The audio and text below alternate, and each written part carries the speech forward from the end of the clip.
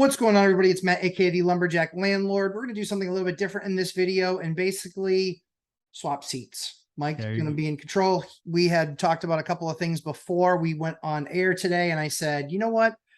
That's something I think we need to talk about. And he said, all right, I'm going to ask you that question. I said, all right, go for it. So, Michael, the floor is yours.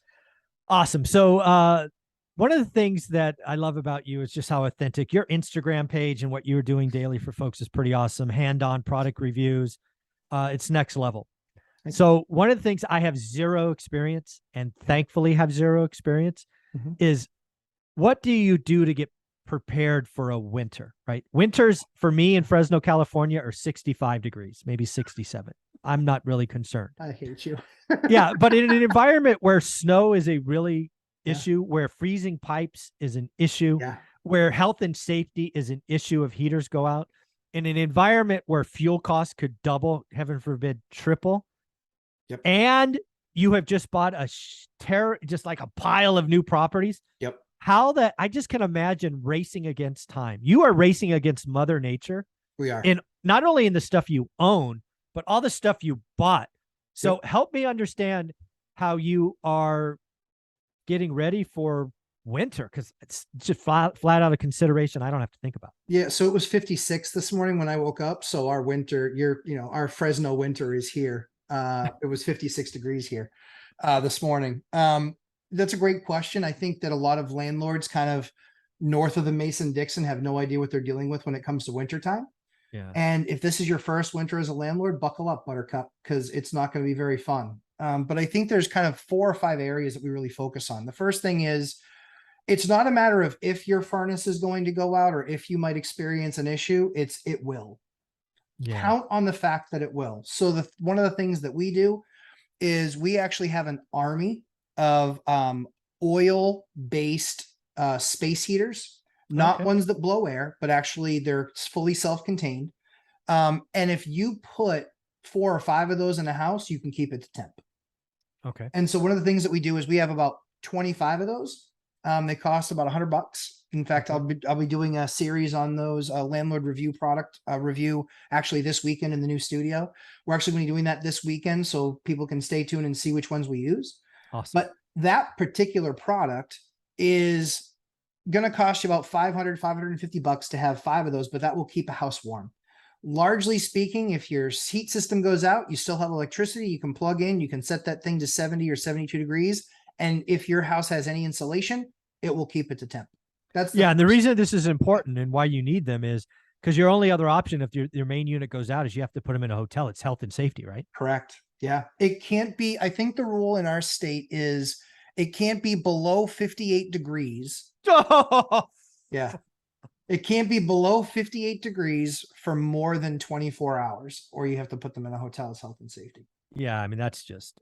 And so the nice thing is with these systems, you can absolutely keep it in the high 60s, low 70s. So that's step number 1. So what I hear you saying here is if you are a landlord and this is your first winter, again, I want to be very clear. Go buy these now. Yes. Because they will be out of stock. Guess what happens? You go buy them when we get our wicked first cold snap, and you won't find the good ones. Buy them now. The more expensive that don't throw off as much heat. It's a few $100. You can even order them right through Amazon. We've ordered a bunch of them through there. They show up in boxes. You put them together in 5 minutes. Okay. Worth their weight in gold. The second thing is people need to understand that it's about the envelope of the house. What I mean by that is it's doors and windows and also the basement. And here we have basements. Okay. And so the thing that a lot of people miss is their windows in many of these older homes, the windows are older windows. So they're not double pane. They're certainly not triple pane. They're single pane windows. The problem is that because they've been installed for 60, 70 years, there's usually what's called a little bit of slop in those windows. Yeah. So what you want to make sure that you're doing is it's a very simple thing. It's a plastic window kit. Again, that will be in my weatherization lumberjack landlord review. You'll actually see those things where you can go into any of your units and you can put them on each of the windows and you can buy packs of them. I think you can buy packs of 4 of them for like 10 or 12 bucks. Again, buy them today. Buy now. But well, not even buy now and put in now. Yeah, this is not Literally, the you can, space yeah, hitters. This is and get ready. anybody can do it. You can, it's literally just, you stick them up on the trim on the window, you hit it with a hair dryer, it shrink wraps. You can still see through the window, no problem, but it will Perfect. stop any air passage, and that's how you get frozen pipes. Okay. Second thing that you need to do, or the other piece to that, is the basement side of things. On the basement side of things, most people don't understand that when you have a house that's built, you have something called a sill. That's the board that runs the perimeter of the house. That sill is usually only two pieces of wood nailed together. It's not a whole lot of insular quality. No.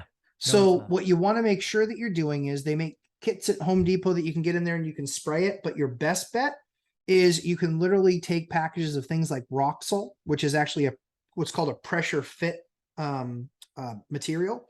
You can actually measure board to board or joist to joist. When you see that joist to joist, it will say 16 inches, it'll say 18 inches, it'll say 24 inches. What you can actually do is you can buy these packets and you can literally take a section of it and just literally pressure fit it and put it up there. Pressure fit, meaning nails? Nope, truly pressure fit. So you have the two joists here, and it comes sized for that. Oh, side. Okay. Push it up in. Got it. Push it up in. So you can push that thing up in there. That's going to give you an unbelievable insulation quality, and you'll see all of your air stop passing through your basement. And that is, how much is that? Or how much is that? You can do an entire basement of that stuff, again, for about $500. Again, buy now, do now. Buy now, do now. Buy now, do now, 100%. Okay. And then really the last thing that you want to make sure that you have in place from a product perspective is you want to make sure that you have heat tape. Heat tape.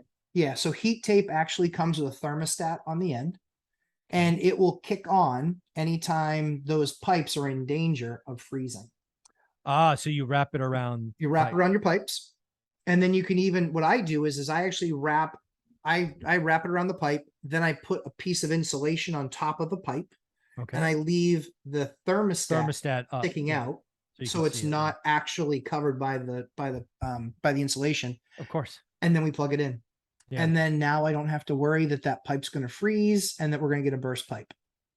Buy now, do now. Buy now, do now. I mean, again, you do all of that stuff to any unit that you are renting right now.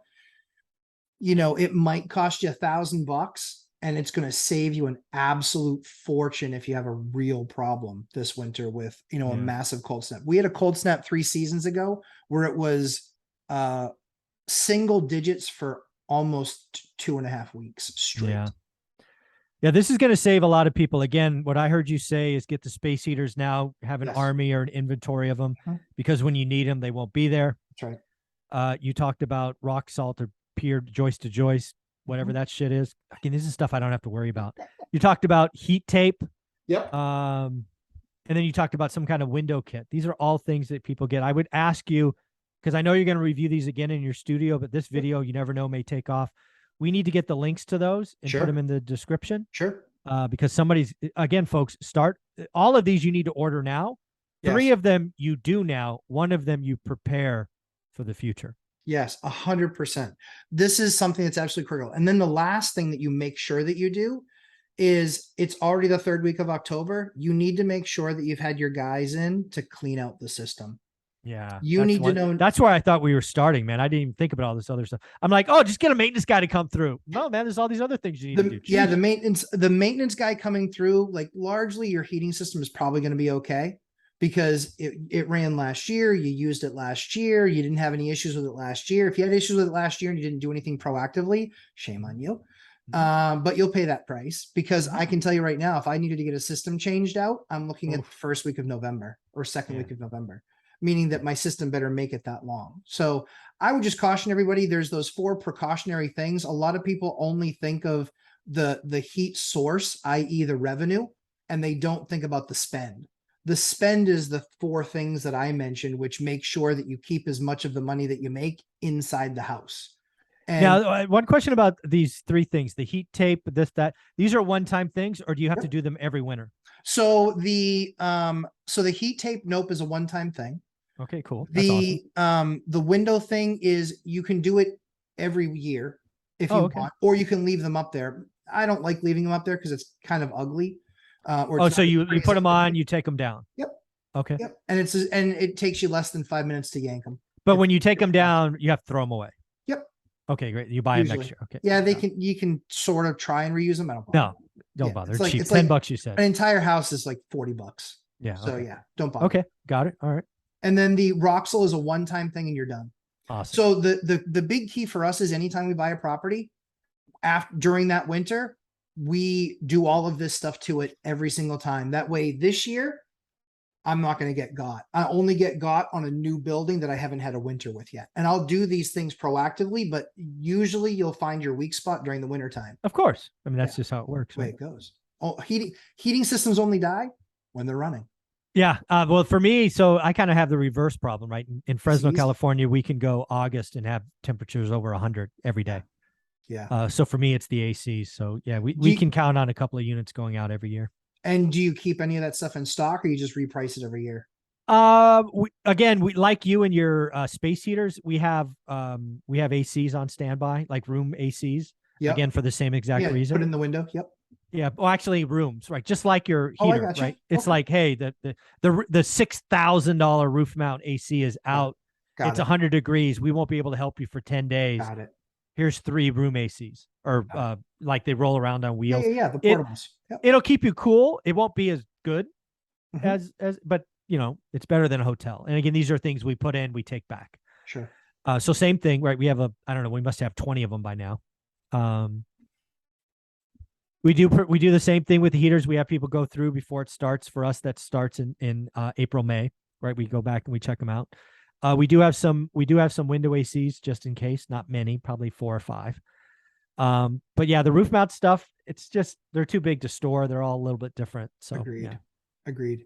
Yeah. Well, that's why for us, a lot of our stuff, we try and standardize. So that's why we have one combi boiler that we use IBC that we have 27 of in the field. Oh, wow. So we have one that we have one just sitting there. Cost $3,000 to have it sit there. But in supply chain, I've learned my lesson. Yeah, exactly. I might get 2 of those. Yeah. I'm going to have that sitting there every time. So I hope this was helpful to everybody. I appreciate you asking the question. Like I said, it was one of those things that right now everything's green. In the next 3 weeks or 4 weeks, everything will be brown and dead. So that's winter. And then 3 weeks after that, everything will be white. True. Yeah. Usually we start to, if it snows early, it's December. Oh, okay. But then January, February, and March, January and February especially, that's when you just like buckle up, because you have 60 days or, about 60 days in those 2 months.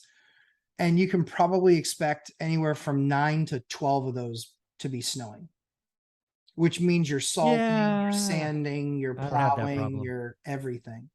Yeah. Again, I knew this would be a fun topic because these are just things I don't have to think about. So thank you for doing this. Yeah. Well, thankfully I've never had an air conditioning issue, but maybe fair enough. So Mike, tell everybody where they can find you, my friend. One rental at a time on YouTube, website, all the good stuff. And I do a Saturday live stream, 8 a.m. for 60 minutes only. Can't go 90 minutes like Matt, but I'll go 60 minutes. I'm just happy I'm not doing 3 hours anymore. As much fun as I was having, I was finishing, I was exhausted. Yeah. I was like, and then that one time I did 5 hours. I was like, that was just dumb. I won't do that again. Yeah. So as I always say, make sure you hit that like button and subscribe. We'd love to see you come part of the Lumberjack Landlord clan. And we will see you guys Sunday, 11:30 a.m. Eastern time on my live stream. And we should be in the new studio doing it from there. Fingers crossed. Kenny, if you're watching this video, I appreciate all the hard work you put in. Silas as well, but let's get it done. So please. Mike, yeah, exactly. Mike, thanks so much. Have a great week, everybody. You too.